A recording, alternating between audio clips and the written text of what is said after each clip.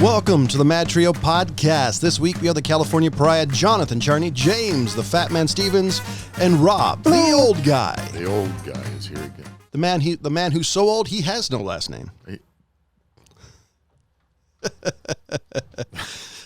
So you're just like Madonna. All right, okay, thanks. You're just like Madonna. Yeah, it's true. I'm just Rob.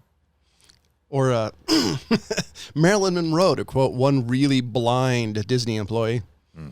The Chrysler Air Raid siren was the size of a car. It measured 12 feet long, 6 feet high, weighed an estimated 3 short tons, and the gigantic siren was powered by an 180 8-cylinder gasoline engine, drove 2-stage air compressor, and a rotary chopper. The compressor pushed at nearly 7 psi. The results in incredibly loud 138 decibels measured from 100 feet. Wow. Now, this was an air raid siren used during World War II. When was it built? What's it for? Is it just a Cold War air raid siren? Let's see. The main objective of the Chrysler Air Raid siren was to alert the public in the event of a nuclear attack by Soviet during the Cold War. Got it. I'm not quite sure, to be completely honest, if I wanted to be alerted of a nuclear thing because, was it The Simpsons or every cartoon known to man, just, bend over, kiss your ass goodbye because not much you're going to do. Yeah, pretty much. I think in some regards, having gone through these stupid air raid drills as a kid, and cover. Yeah, all the stuff is coming out. I think in many respects it would be better just not to know. I don't want to know anything because that 1 minute you're here, next minute you're not is much better than my favorite one of those things that you had to do as a kid is watching one of these black and white PSAs from back in the day, and it said, "If you hear this siren, please get under your desk." It's like, okay, like some sort of metal and wood contraption is somehow going to not only stop you from the nuclear blast, but somehow going to magically stop the radiation and the massive amount of lead and other bad stuff that's actually in the walls of the building you're in. So for me, one of the things that always got my attention was in middle school when we were still doing these things, our classroom, one wall was nothing but windows. I mean, it was all glass, right? Gonna get a nice and there couldn't be a worse thing to be right next to because you've got nothing but sharp shards of flying pieces of death that would have killed you way before the atomic bomb ever got there. But don't forget, I think I would just hope for one of them just to go through my eye and out the back of my head. Yeah, rather than burn to death from exposure. Yeah, and don't forget, if you manage to survive the nuclear blast, the atomic radiation, the giant sheets of glass, then you have to deal with all the asbestos that was lying in every building up to like the 1980s. You didn't have to worry about the asbestos until 30 years later. So not a problem if you lived that long. So the big red whistle, as they were nicknamed, never grow old. Yeah. The big red whistle, as they were nicknamed, were sounded only a very few times during routine tests. Its scream was reportedly heard 25 miles away. Did they say where they tested it at? Not I'm curious. I'll have to send you the article. The Chrysler Air Raid siren was so powerful that it was utilized to dispense fog by the United States Navy during World War II. Dispense fog? Disperse fog? So this is the headline. Well, so the sound wave must have just been unbelievable. So this is what actually caught the attention was the headline. Yeah. The Chrysler Air Raid siren was so powerful it could induce rain. Now, I was like, okay, now I got to read this. Well, now we have a rainmaker. Everybody needs that. Well, I mean, can you imagine being the guy that has to turn that damn thing on? Oh, no kidding. I do wonder what? Huh? Huh? Turn it? What? I am... the major disadvantages of the sonic method of fog dispersal was the ear-drubbing, shattering sound the sirens produced that left men dazed, confused, and nauseated. Personnel who worked on the airfield protected their ears with cotton-covered sponges of rubber that were not enough to keep out the terrific changes in air pressure. That's probably the part that would be the worst. Oh yeah, They probably were deaf by the time they were 22. it's probably no different than being in the army and the artillery, right? And standing next to the howitzers going off. Oh, and God. And the concussion that, shot after shot after shot, that your body and your ears are being, no matter how many plugs you stuck in your ears. I mean, Could you imagine that you get home after your tour of duty and you're deafer than a post and somebody's asking you, hey, so how'd you get deaf? Was it combat? No, motherfucker, an air raid siren. Well, yeah, that's combat. That's as close. I mean, Where were you? 130 feet behind it.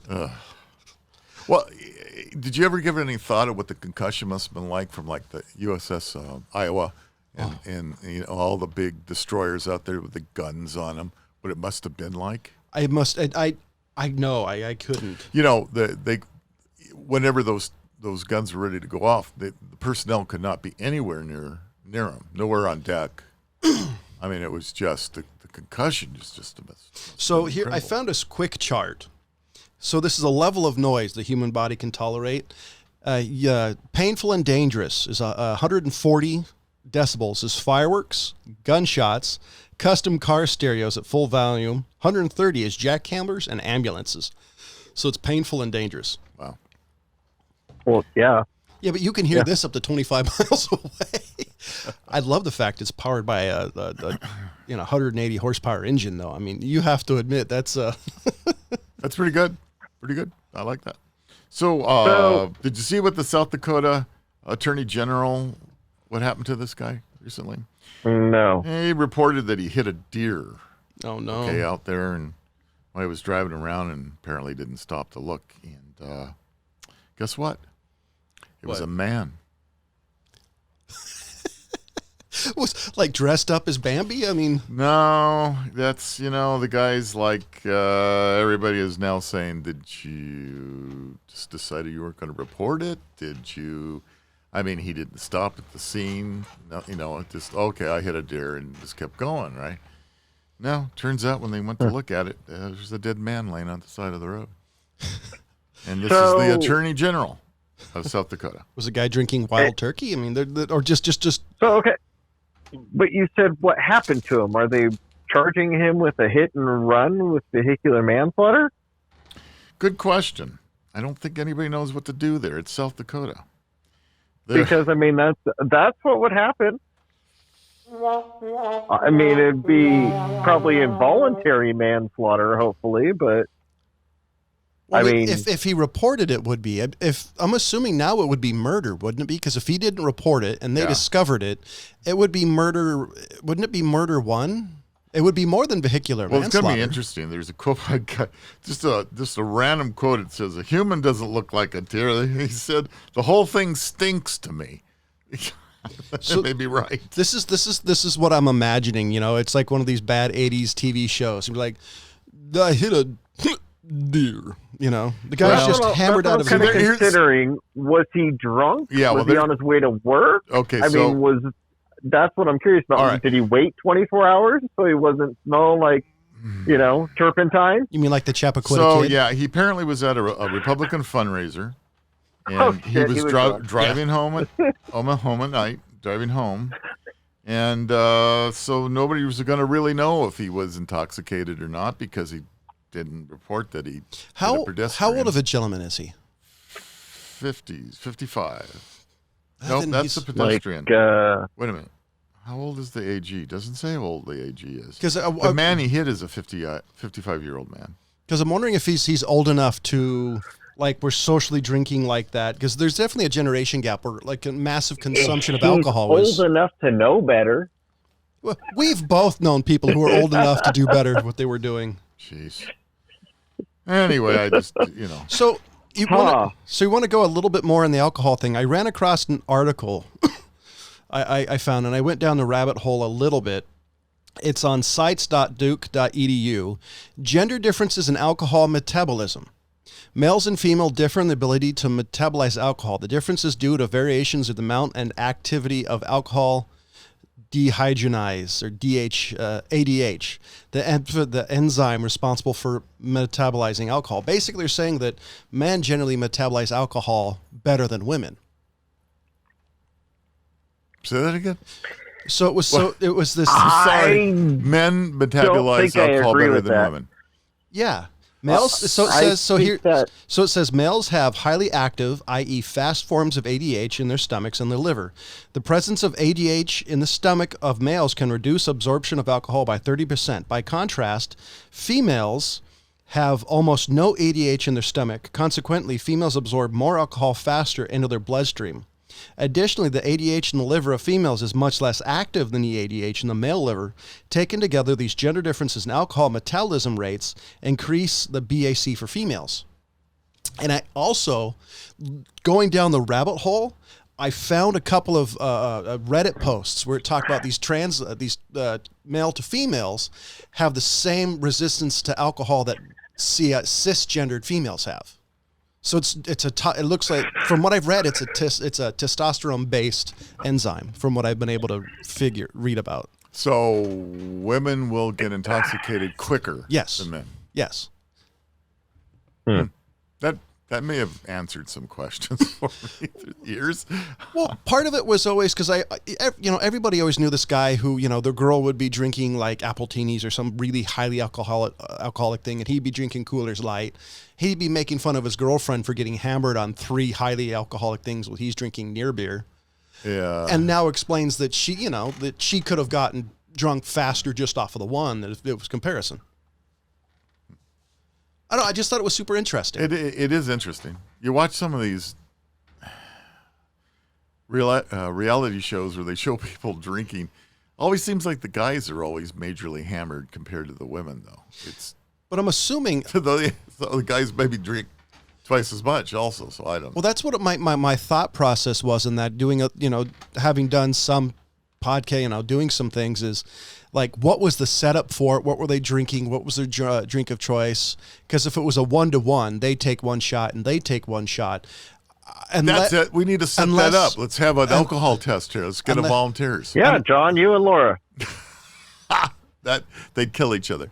No. And the other thing is like, if you're gonna how much does one drink over the other? Because there's a tolerance base. I mean, what level is the test? Are they both the same amount of drinkers? Are they both non-drinkers? That's right. That brings up a very good point. I mean, if you're going to do it, they're both going to have to be drinking at an average rate throughout the months, years, or whatever they normally do, so that they do have a similar base. Because you're right, there is a tolerance. Well, they'd also have to have the same BMI as well. I mean, because that would play into it. I mean, so we either have to find a couple of really skinny men and women or a couple of really fat men and women to do this test with. I mean, oh gosh, that's just kind of what you got to look at, is because that's part of how they do the blood alcohol volume is that's the body mass index is what they base the chart on. Right. I wonder if step on the scale. I wonder if you'd be able to use some sort of algorithm or mathematics to get it approximate, because that's what it really would be, to see if approximately, if the guy is 30% heavier than the woman, would you be able to mathematically calculate that to get it within the ballpark?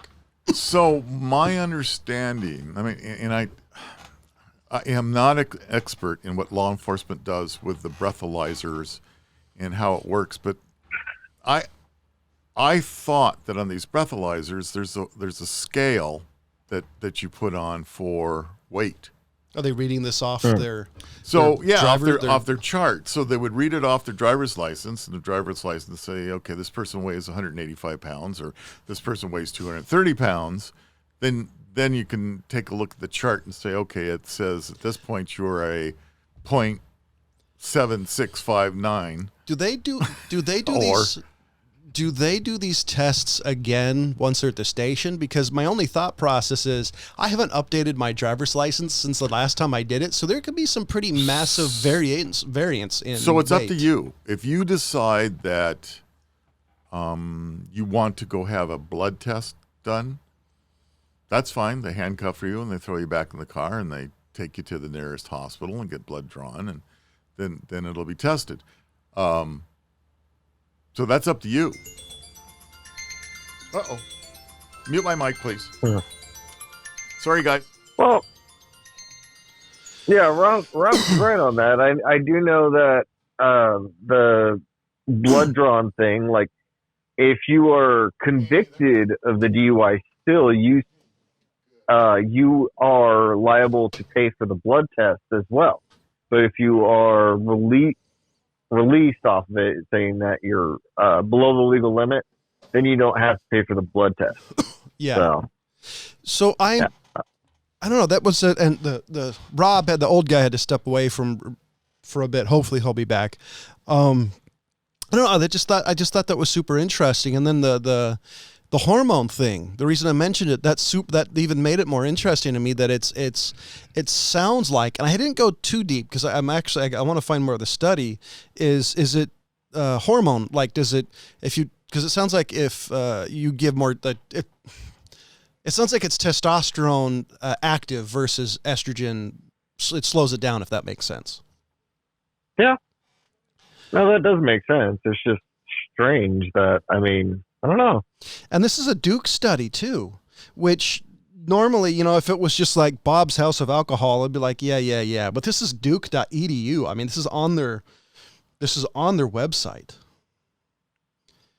So I found that's what I was totally shocked by when I found it. And I spent 45 minutes kind of looking into it more because it was super fascinating to me.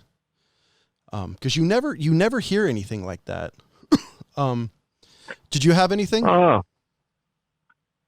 Yeah, I was going to mention the guy have you heard of, this is from the beginning of this month, of the guy that was flying around at 3,000 feet in a jetpack. Yes. In LA. Yes, I heard about it because I heard the audio from the flight recorder and the tower. Yeah, because the tower, the tower was talking to the pilot, and the pilot was reporting, yeah, we have a guy in a jetpack, and the tower said to right or left, laughed about so many feet up. Yeah, so it was hilarious. Yeah, that's really high up for a jetpack, and so now the FBI is out investigating it because nobody's came forward to say, oh, that was me. Dude, that's some serious. That's a serious charge. So I heard he was jetpacks are cool and all, but yeah, 3,000 feet. That's really high up there.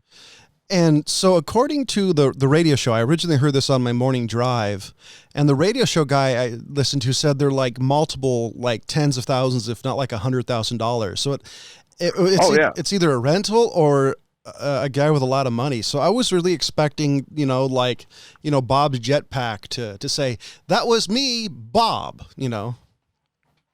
I totally thought this was fake. But the thing that I'm thinking of is that, jetpacks aren't something that just anybody can have, Why?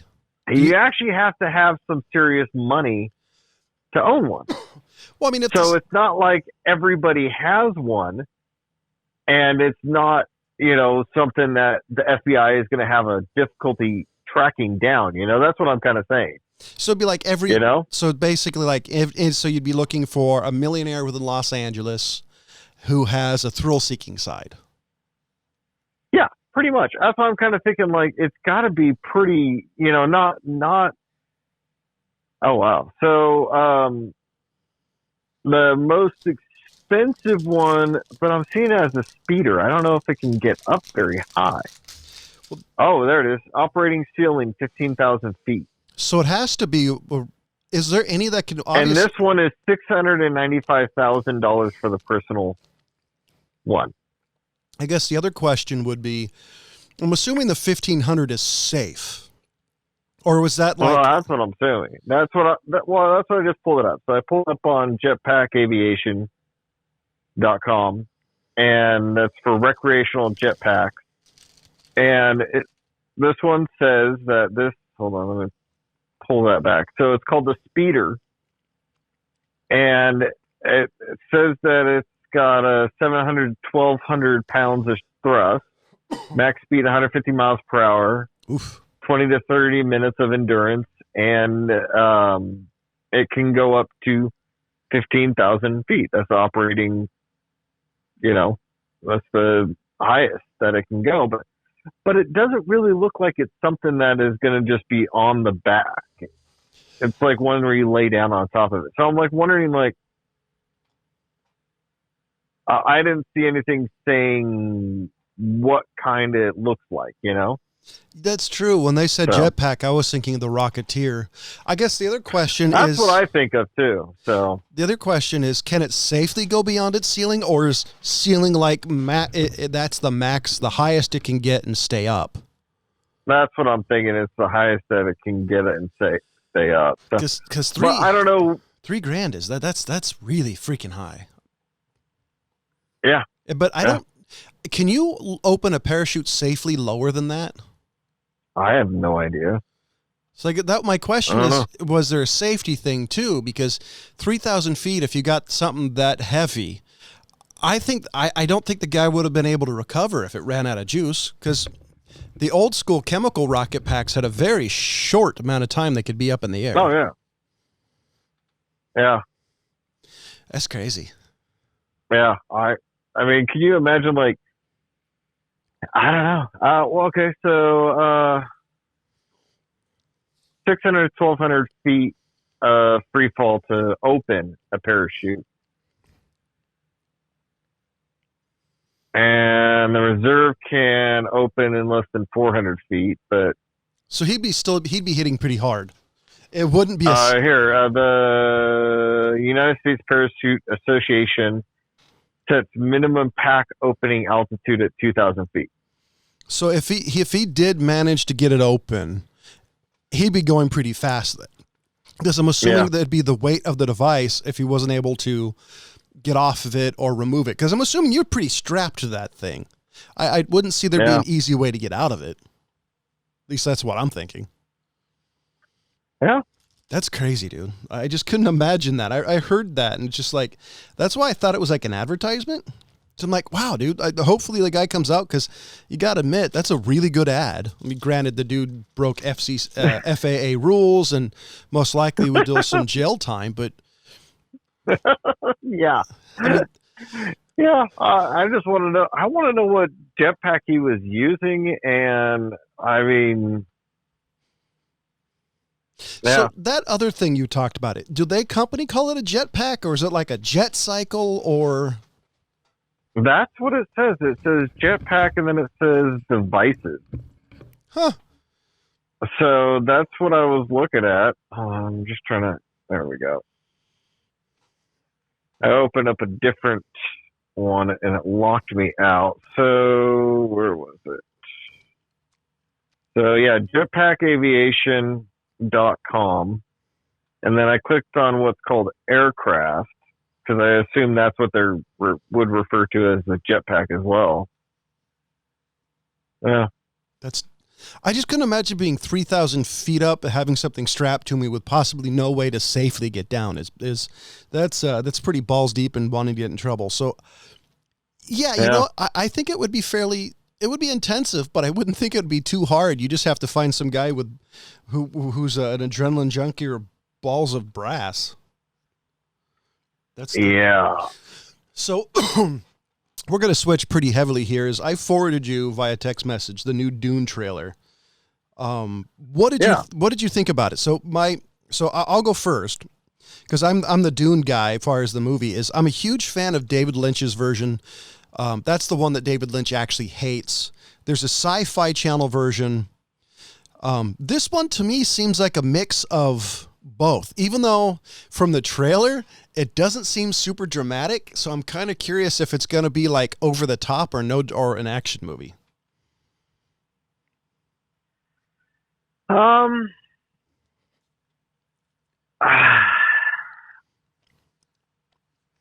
think it's gonna, the thing about this one, as I'm watching it, did you see a runtime on it? Because I didn't. I didn't either. It has to be at least over 2 hours. So, I'm thinking 2:30. Probably. I'm thinking it's probably going to be a 3-hour movie, and it did look like there were going to be storytelling. I think you would. I think you would have to do some sort of storytelling, Just because I think if you didn't, it wouldn't be Dune. So I'm actually up on IMDb. We'll see if they give me a runtime. They do not. Darn. What the hell was you? So my question is it finished? So are they done filming it? So according to this, it's supposed to come out in December if it doesn't get pushed back because of COVID. Okay, so it is done. So the thing that kind of took me out of it, honestly, as soon as I saw it, it took me out of the trailer. And we were talking about the Dune 2020. Oh, I saw the I saw the trailer for that when we went and saw Tenet. The two people that took me out of the movie was Dave Bautista and Jason Momoa. As soon as I saw that, it's like it took me out of it, especially Dave Bautista. Jason Momoa is playing Duncan Idaho, which was, if I remember correctly, that's Patrick Stewart's character, I think. And holy shit, Dave Bautista is playing Dave Bautista is playing Roban. He's a Harkonnen, so he's playing one of the bad guys. All right, so I'm gonna see it. I think I might actually like this one, but and the reason why I will actually probably like this one over the other one would be graphics. I did not like the Dune graphics. Now, they were cutting edge for the time, but even still, seeing the movie during its time, for me, I didn't like it because I thought they were trying to do more than they should have. So, now, hold on. That being said, it was still a slow story that I never really liked. Well, a couple of things is one is the book is actually that slow. I understand that, but I'm just saying I just didn't like it. So Josh Brolin is playing Cap Picard's character.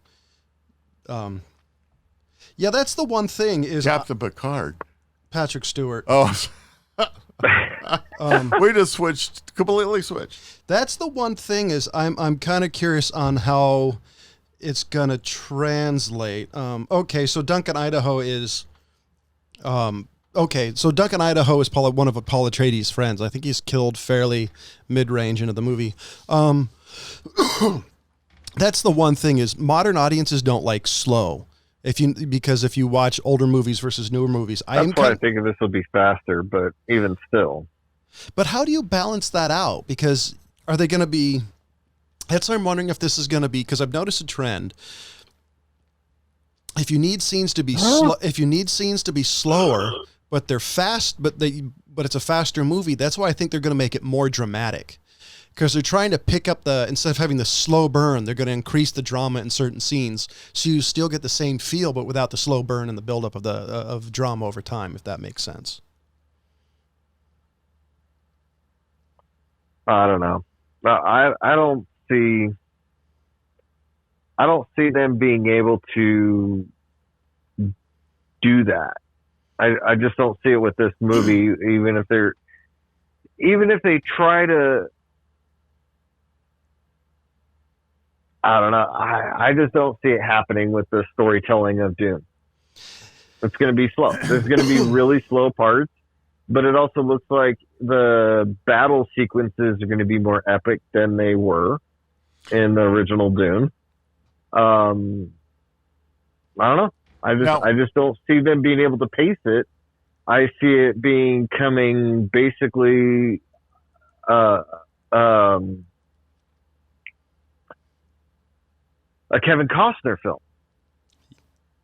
Yeah. That's what I see it as. I see it as being a 3-hour movie with a really lengthy storytelling with some action thrown in. But I don't know if they're going to have the ability of, the Kevin Costners to keep an audience entranced for that long. I don't see. I mean, it's like the thing with Open Range is I liked Open Range, but a lot of people didn't like it because of how slow it was for the majority of the movie. Well, Dances with Wolves the same way. Yeah, Dances with Wolves was the same way, but it was still a really good movie. Yeah, it was. I think this may be relying on the WWE syndrome as far as the movie's the star and the stars aren't. Because I'm also paying attention to, there's a character I don't see in the list on IMDb, and that's Fade Rautha. He's Sting's character in the David Lynch's movie. He's a fairly important character. Yeah, but I didn't see him in the trailer either. And I know what you're talking about. Was there 2 Doom movies? So there's been 2 that I know. Yeah. There was one done by David Lynch, and Sci-Fi Channel did the Dune, and they did the Children of Dune. The biggest issue, from what I remember, is David Lynch's Dune the movie to me looked like the book read, but was not how the book read. The foundation was there, but that's it. The Sci-Fi Channel was incredibly close to the book, if I remember correctly. But it was like a high school production. They had this one scene walking in the desert, and they were basically doing the old rear screen projection, and it was obviously embarrassing because how bad it was. Terrible. Yeah. And so to me, this one looked like a combination of the both. It had the visuals of the original, but it seemed a little bit closer, at least from the teaser trailer, to what the actual story is. Because I don't think you can vary David Lynch style, because that one's already been made. So I think there's a very narrow window that you can fit this into. So, remind me who's doing this one? Who's the director? Hold on, I can't never pronounce this dude's name. It's Denis Villeneuve, Villeneuve. I don't know it off the top of my head. I have to look him up. So you're saying, Rob? I lost my train of thought. Well, you're thinking about that. Here's the movies he's done. So give Rob some buffer. Yeah. Blade Runner 2049, Arrival 2016, Sicario 2015, Enemy 2013, Prisoners 2013. Let's see, any one that I would actually know off the top of my head. He did a lot of stuff in 2013. 7 years ago. I don't know this guy. I guarantee Ryan does. Excuse me. Oh, he did Incendies. Oh, that's right. But that didn't pop up when I guess I didn't scroll down. I have it right here. So, what my worry is with this movie is that... Oh, you didn't watch that one with us, did you, Rob? No, he didn't see Incendies. I did. Oh, Incendies is a good one. No, I have seen Incendies. You didn't see it with us, though. I didn't see it with you, but I have seen Incendies. Yes, that was a good movie. It is a good movie.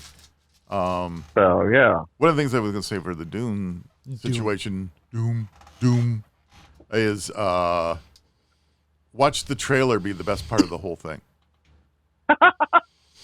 How many movies? Yeah. Because for me, I got to tell you, many times I've seen these trailers and I go, man, this is great. This is going to be a wonderful movie. You go and you watch the whole movie and you walk out saying the only thing good was the trailer. Yeah. You know, I didn't think the trailer was that great, honestly. I think it gave you a good idea of what to expect, but... You know... Maybe. I don't know. That's what... Sorry, I was trying to figure what was missing to me, the trailer. And the original, if you watch the trailer for David Lynch's Dune, it was this feeling of an epic. Because you had the voiceover guy. Oh, it's and the blue eyes. And the year 2040. You know, I think what's missing in the trailer to me is the sense how big it is. I don't see that short trailer being the best of the movie, just because in theory, you could have an incredibly long movie. So if that's the best of it, this movie is going to outright suck. Because it's a 3-minute trailer for a potentially 3-minute movie. Well, I'm just saying. There is the possibility of that being the case. Oh, 100%. Right? So I would be surprised, but I wouldn't be at the same time. Yeah. I dig the look of the still suits, though. The still suits are pretty badass. Well, this day and age, you were going to expect the effects to be outstanding.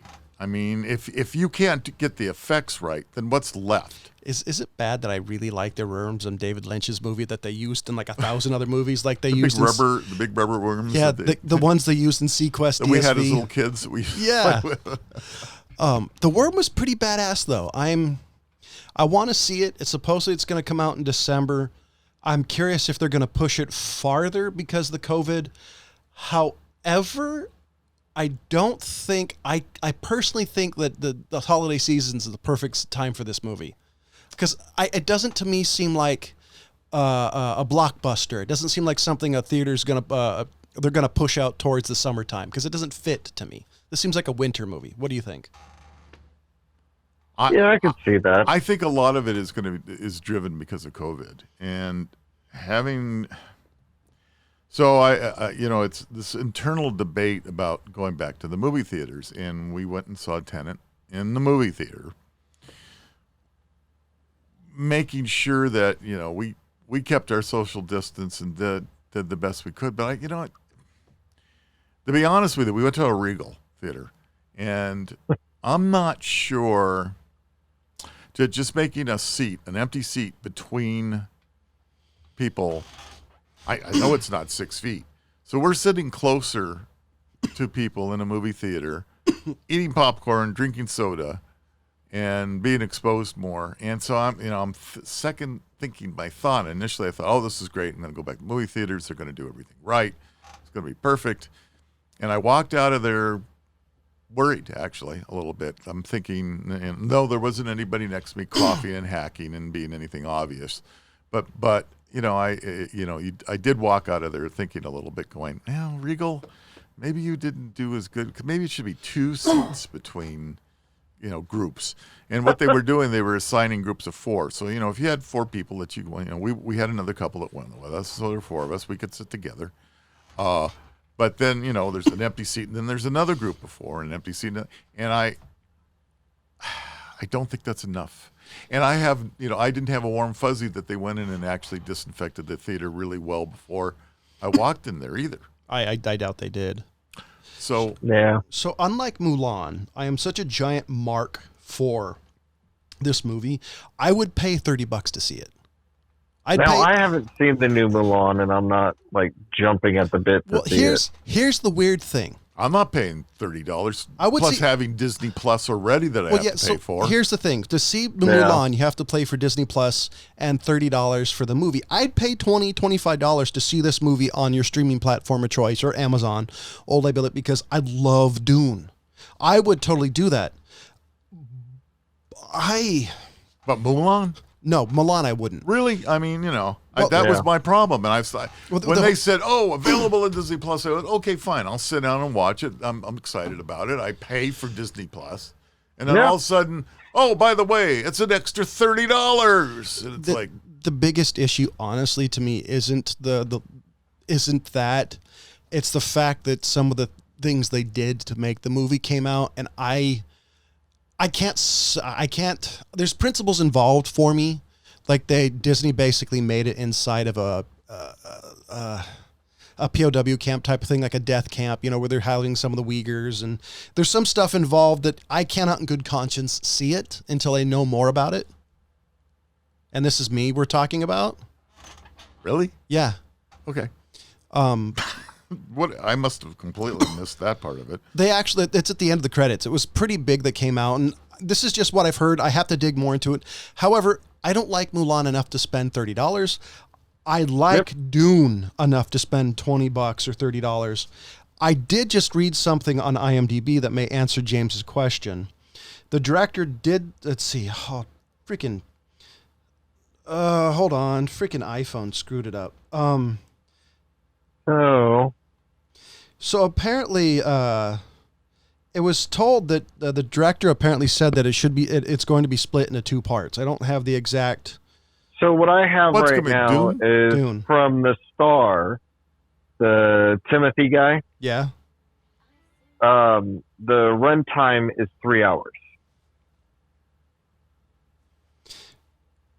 Okay. Because I just read. But this took a lot of searching to find. So Dennis, I wish I spoke French better because I think this gentleman's French, confirmed that his adaptation of Dune 2020 will be split into 2 films in order to ensure that the original story would be preserved and not cut into a million pieces. So I could see if you can make two pieces. Yeah. So you have to go see it twice. I would do. So didn't they originally say that it needed to be 6 hours in length? To do a good job, yeah. Yeah. If you can you're right. If you can make Hobbit a 300-page book into 3 3-hour fucking movies, You could easily make Dune 2 3-hour movies and still have plenty of shit to talk about. Did he do it the same way, where he did all 6 hours, one at the same? He would, if he got the green light from the studio, you'd have to do that because there's some continuation issues with the age of the actors, etc. Oh, sure, absolutely. He would have had to shoot everything there is to make 2 movies at the one time that he made the movie. It doesn't say anything, but I'm kind of excited about it now. Depending, but I actually agree with James even more so, is because Dune is so old. I mean, old is relative. I think the book was originally written in the 60s or 50s, but difference in writing style, different in movie styles. Like, I don't know how you do the slowness of it. So this is the main character. Yeah. What I would prefer them to do. It looks pretty good to me. I like the guy who played him originally, the Twin Peaks guy, but I can't wait to see it. Yeah. I'm sorry, James. I think what they need to do is release both parts at the same damn time, so that you can go watch the first part and then go and watch the next part right away. So my question: I'm sick of all this freaking here's a 2 years later. Here's a one-piece story. Yeah. Here's a one-piece story, like The Hobbit, but you have to wait 3 fucking years to watch the whole thing. So now that I'm sick of that. Here's the thing. I love the whole thing, release it. I can't stand that anymore. See, here's the thing. I love that. I don't mind it when it's Star Wars. When it's something like Star Wars where it's like you have this story, but we completed most of it. Here's a little bit more that you can watch in a couple of years. That's fine. But when it's a full story, you have the entire damn thing right in front of you, and you break it up into 3 years, that's annoying as hell. I love that. I love having something. Can't stand it. I like having something to look forward to. And so, especially if it was like you can buy it on DVD, look forward to that. Especially if it's like Lord of the Rings and etc. I don't know. I would be cool with that. However, if this was something in the can, and potentially COVID will not be over next December, I don't necessarily think it's a bad idea. But if I were them, I would space it out 6 months. I would give it time to gestate and then release it, because I think that's the only way they're going to make their money. Otherwise, one thing I've heard about. Wait a minute. One thing I've heard about spacing it out and doing this. So they probably shot all the hours that they're ever going to shoot, but that doesn't mean it's been edited into the second part of the movie yet. I doubt it. So what I heard is that many times the studios and the directors will wait for the first part of the movie to come out to hear what the critics have to say about it and what the audience has to say about it, and they'll change whatever they did first in the second movie to make it more appealing. And to adjust to the criticism. I understand on Lord of the Rings. How do you do that on this? But there's also the threat of that they're not going to see what they want as far as return and financial return. There's that so too. They won't even bother releasing the second part, and then people who actually like it are sitting there and they're like, "Well, shit." Right. I can't watch the second part because assholes didn't like it. Well, because they expected something action-packed film. That's exactly what happens with watching series on Netflix or Amazon Prime. I agree. They get one season in, you get hooked in that one season, and all of a sudden Netflix comes out and says, "Oh, we can't make enough money on it, so you're not going to get renewed." This is why I think you're wrong when it comes to a movie like Dune. They've already. No, I'm right. Well, when they've already filmed. You're a fanboy, and you're going to like it no matter what. Not true. I don't know. But this is the reason why I think they'd release it, because they already spent all the time and money on. If they did the whole thing, they're going to release it because they were trying to recoup some cost. It may be 10% of the total cost. But not necessarily, John. They're not. They're going to release it at some point. It may not be to some fanfare. It may be in a direct to Apple. But might have to find a Blockbuster. They will release it just because they've already have the time and money invested. They want to get something out of it.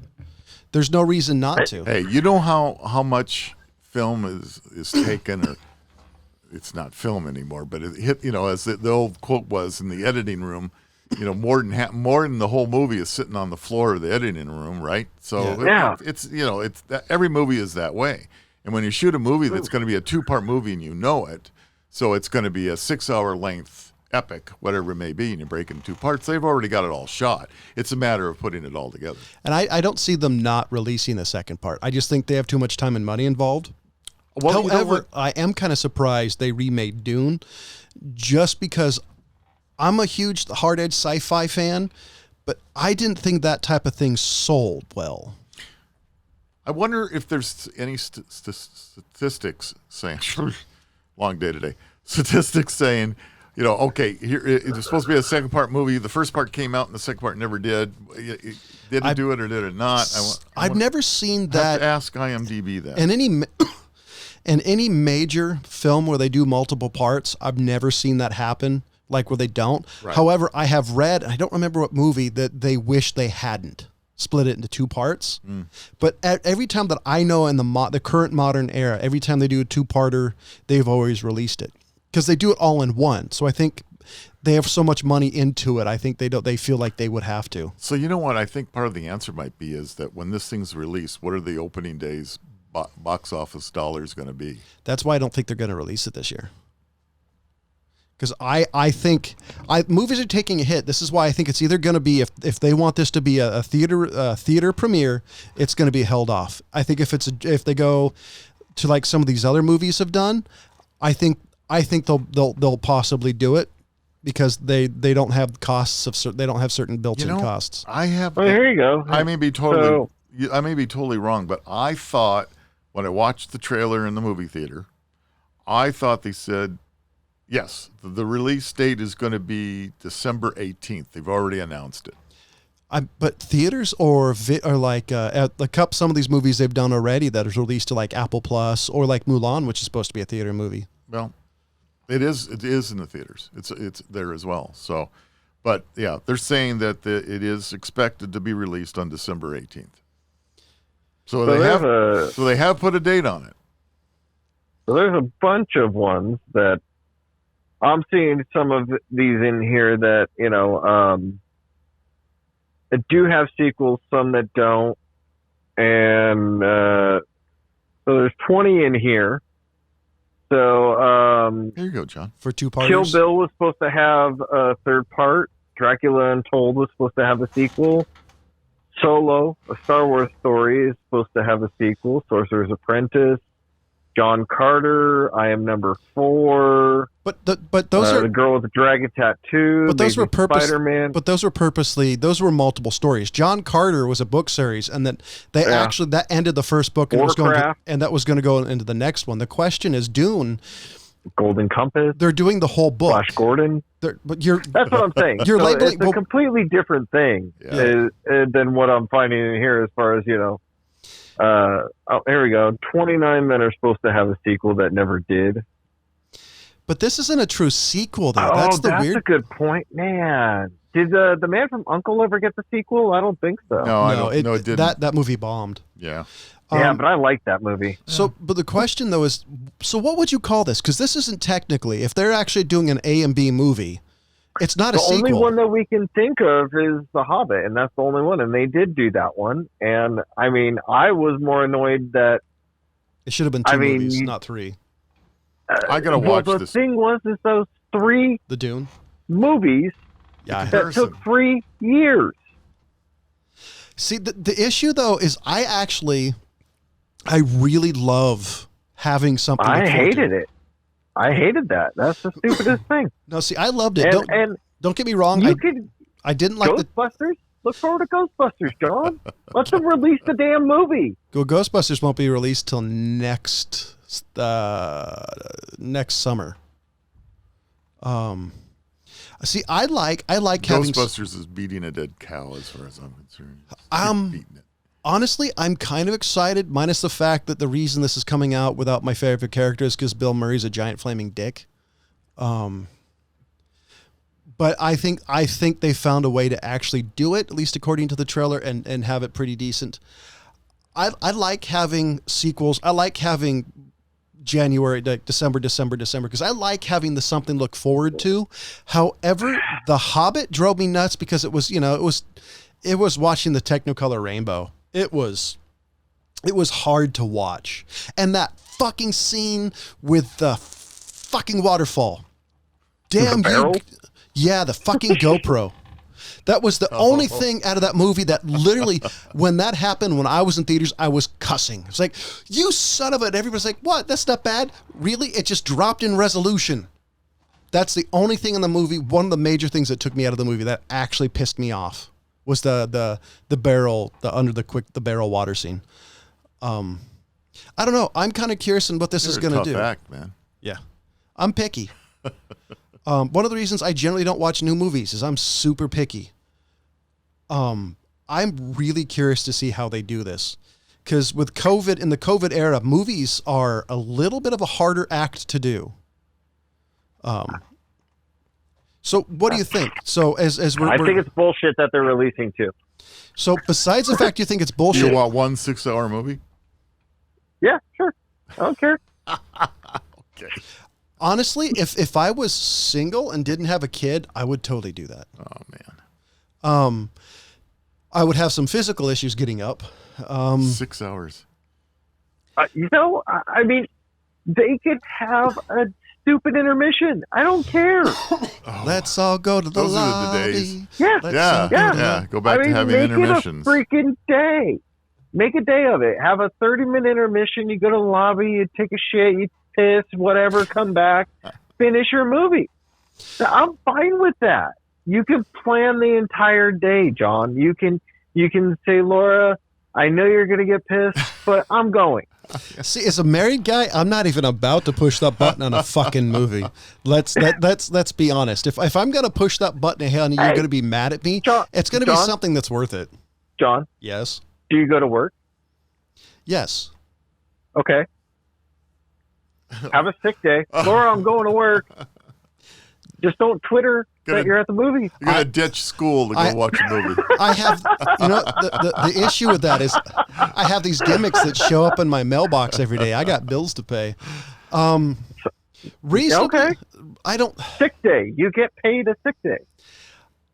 I don't know if I could. I don't know if I could. He couldn't do that. I don't know if I could do it. No, he couldn't do it. I don't know if I could in good conscience do it. However, if this was something that I knew was going to happen, that I took the day off, like a couple of weeks in advance, I could do it. But there would have to be some forethought. Otherwise, I don't.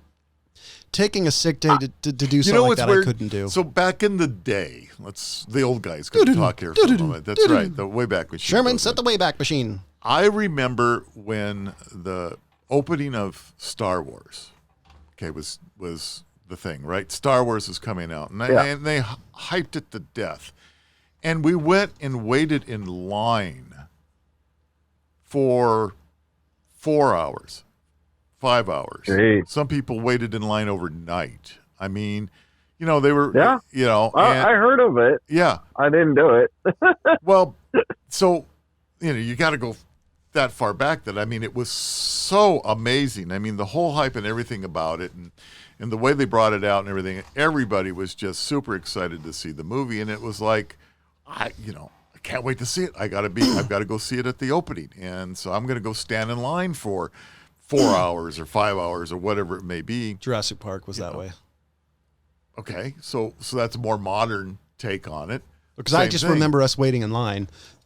Yeah, well, so that used to be the thing. So if you take that instead of waiting in line, which nobody does anymore because you buy your tickets online and just walk in, you take those 4 hours of waiting outside plus the 3 hours of the movie. There you go. You got your 7 hours in that case, and you just go take the day.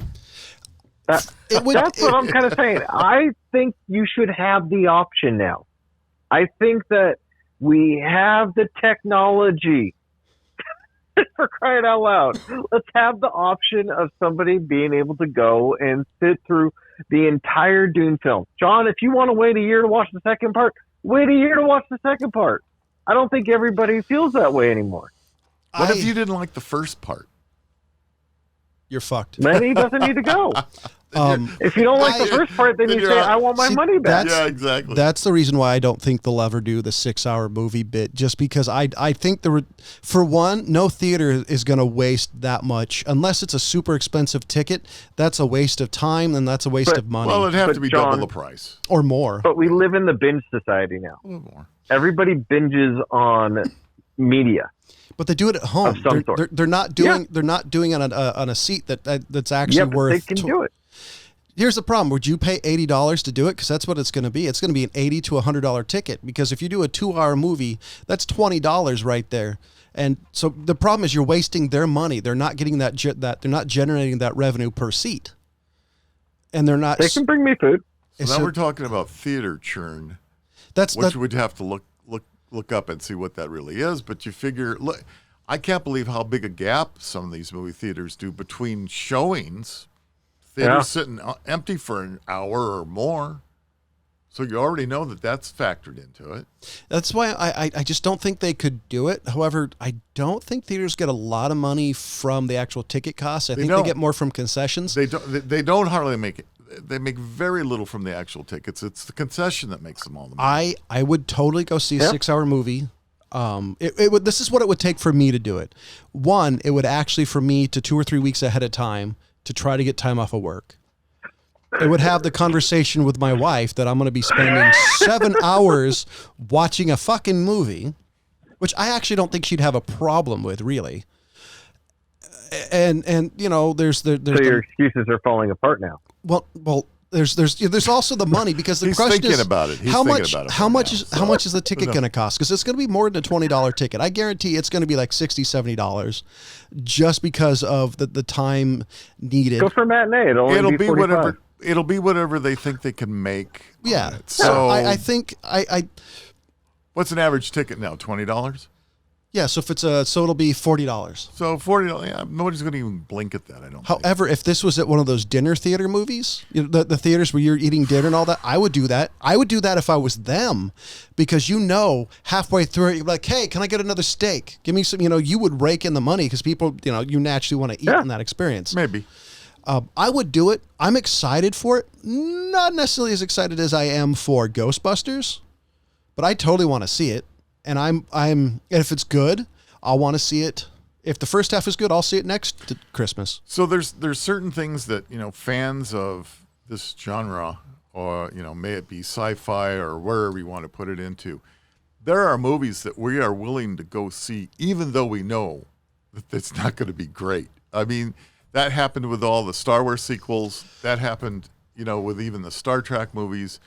You walked in knowing, all right, we know some of it because we've already heard that, it's not going to be the greatest movie out there, but I'm such a fan, I'm going to go anyway. Well, that's what at Real Flicks Reviews, this is what we called, it's not a good movie, but it's an enjoyable movie.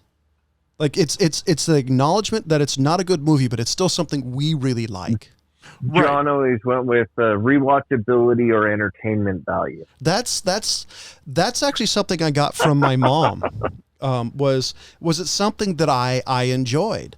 So that I'm able to forgive movies that are absolute abortions of the movies, but there's a built-in entertainment factor. That's important to me, is because I want to get my money's worth. If there's a movie like that, I am 100% for I'm it. certainly more willing to forgive certain things in movies when there's a genre that I really like. I just like that anyway, and so I will forgive some of the things in it because of that. I've definitely Did you bother watching, I think it was called The Foreigner on Netflix? Foreigner or Forerunner? Yeah, The Foreigner. I did not. Now, it's the new Jackie Chan one. Oh, no, I didn't watch that. I have not seen it. Let's see if it comes up.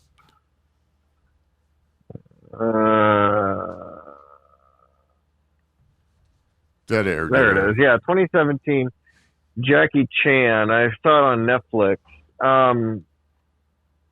Now that one, I'm a fan of Jackie Chan.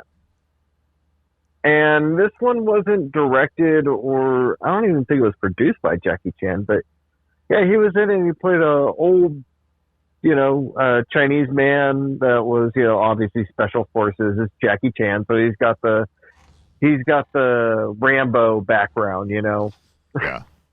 Been in everything type thing. Every type of special Done forces. everything. I'm Done kind everything. of- Killed everything. But it also had Pierce Brosnan in it. And so it was interesting because he played a bad guy. Really? Yeah. As Pierce an old Brosnan. man? I mean, there's only so much we can do anymore. I'm kind of burned out on modern Jackie Chan movies. But this I like his wasn't old too stuff. bad, and Really? it was one of those that it was like it was kind of entertainment value. I mean, it wasn't the greatest story. There wasn't like a lot of intricacy in it. You kind of already knew who was the bad guy and who did what halfway through, if you even paid attention to the film. It's a that's what we want in movies anyway, I think. See, I like both. I like movies. One of the reasons I like these 2 or 3 hour epic movies is because there's a little bit more intricacy in the details. You get involved in it a little bit more. But Jackie Chan, I don't want an intricate movie with Jackie Chan, because Jackie Chan movies are Jackie Chan movies. And for people who like Jackie Chan movies, those are the movies they want to see. They don't want to see this highfalutin, high story Jackie Chan movie, because I don't think it turns out that well. Yeah, but the interesting thing about this one is that I'm like looking at Jackie Chan and you see him doing a few things and you're just like, man, at your age, if you're still doing your own stunts, that's gotta hurt. Oh, you got that right. So we are. So unfortunately, we are coming to a close. And so, anybody have any final statements? Sure. Go ahead, James. No, that was my final statement. Sure. Old guy? Well, I was going to add on to my very last statement to seeing an old Jackie Chan comparing it to an old Arnold Schwarzenegger in Terminator. Oh God! Just put him. There's the comparison. Was Jackie Chan ever in an Expendables movie? Yes. I'd have to look it up, but yeah, I think he was, or was it just? It might have just been Jet Li. Was it Jet Li that was in it? I think it was Jet Li. Jet Li. Yeah. Anyway, no, sorry. I thought that was my last thought, trying to mix those two together for you. So for the California Pariah, the Fat Man, the Old Guy, and Who the Hell Is That? As always, thank you for listening. Goodbye. Bye.